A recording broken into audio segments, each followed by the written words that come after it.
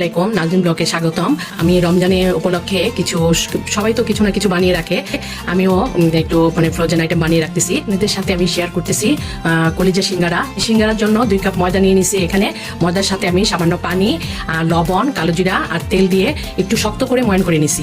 আধা ঘন্টা আমি রেস্টে রেখে দিয়েছিলাম। তারপরে আমি 1 ঘন্টা রেস্টে রাখার পরে ছোট ছোট করে আমি লেচির মতন কেটে, একটু ছোট ছোট করে কেটে, তারপরে আপনারা দেখতেই পারতেছেন যে আমার ভিডিওর মধ্যে আমি দুই পাশে দুইটা যেন হয়, আমি এভাবে লম্বা করে বেলে নিছি।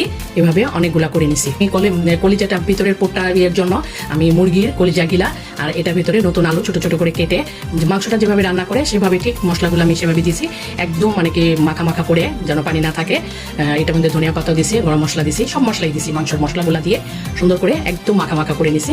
তারপরে সিঙ্গারার ভিতরে এখন আমি ভিতরে পোটটা দিয়ে দুইটা ভাঁজ দিয়ে, মাঝখানে শুধু একটা আমি ভাঁজ দিয়ে আমি সিঙ্গারাটা বানিয়েছি। অনেকে অনেকভাবে বানায়, আমার কাছে এটা ইজি মনে হয়, এই জন্য এইভাবে আমি বানাই। আমি এইভাবে একটা ট্রেতে রেখে আমি সবগুলা সিঙ্গারা সুন্দর করে রেখে ডিপে রেখে দিয়েছি। পরে যখন একটু শক্ত হয়েছে, একদিন পরে আমি সব শক্ত হওয়ার পরে উঠে গেছি এমনিতেই, তখন আমি একটা বক্সের ভিতরে সবগুলো সাজিয়ে রেখে দিয়েছি, যেমন যখন দরকার হবে আমি বের করে খেতে পারবো। আমি 2 কাপ ময়দা দিয়ে এখানে অনেকগুলোই কিন্তু আমার সিঙ্গারা হয়েছে। আপনারাও চাইলে কলিজা সিঙ্গারাটা বানিয়ে রাখতে পারেন। আমি আরো আমার রেসিপি শেয়ার করব, আমার এই পেজে দেখতে পারবেন। আমার পেজের সাথে যুক্ত থাকবেন। আল্লাহ হাফেজ।